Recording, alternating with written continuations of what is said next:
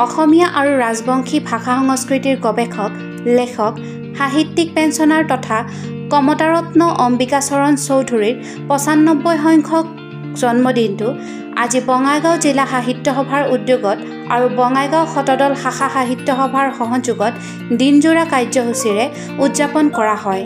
পুৱা পতাকা উত্তোলনেৰে দিনটোৰ কাৰ্যসূচী শুভাৰম্ভ কৰে বঙাইগাঁও জিলা সাহিত্য সভাৰ সভাপতি কালীন্দ্ৰ দেৱশৰ্মাই।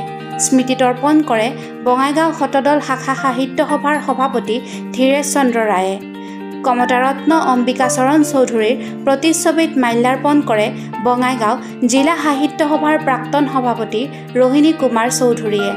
আজি কমতাৰত্ন অম্বিকাচৰণ চৌধুৰীৰ ৯৫ সংখ্যক জন্মদিৱসৰ লগত সংগতি ৰাখি এখন আলোচনা চক্ৰ অনুষ্ঠিত কৰা হয়। আলোচনা চক্ৰখনত মুখ্য আলোচক ৰূপে উপস্থিত থাকে ৰত্নপীঠ মহাবিদ্যালয়ৰ প্ৰাক্তন অধ্যক্ষ তৰণীকান্ত ৰায়। মুখ্য অতিথি ৰূপে অংশগ্ৰহণ কৰে হৰমোহন মেধিয়ে। আনহাতে আজিৰ আলোচনা চক্ৰখনত বিশিষ্ট অতিথি হিচাপে অংশগ্ৰহণ কৰে কামাখ্যা প্ৰসাদ ৰায় আৰু অমৰেন্দ্ৰ বৰুৱাই। আজিৰ আলোচনা চক্ৰখনত কমতাৰত্ন অম্বিকা চৌধুৰীৰ জীৱনক লৈ যোগেশ নাথে ৰচনা কৰা আৰু জ্যোতিৰিন্দ্ৰ অধিকাৰীয়ে সুৰ কৰা এটি গীত স্থানীয় শিল্পীসকলে পৰিৱেশন কৰে।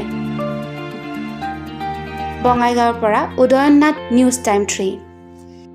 আজি আমাৰ 16 আগষ্ট, এই 16 আগষ্টত অম্বিকাচৰণ চৌধুৰী জন্ম হৈছিল আৰু তেখেতৰ আজি ৯৬ সংখ্যক জন্মদিন। আৰু এই ৯৬ সংখ্যক জন্মদিন বঙাইগাঁও জিলা সাহিত্য সভাই প্ৰতি বছৰে পালন কৰি আহিছে আৰু আজিও আমি তেখেতৰ এই জন্মদিন পালন কৰিবলৈ লৈছোঁ।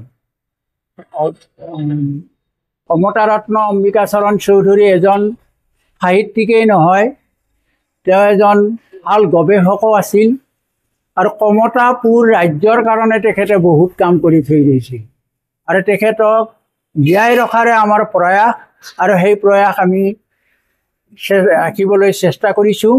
আৰু তেখেতৰ ষ্টেচু এটা অৰ্থাৎ প্ৰতিমূৰ্তি এটা আমি এটা বঙাইগাঁও জিলাত স্থাপন কৰাৰ পৰিকল্পনা লৈছোঁ।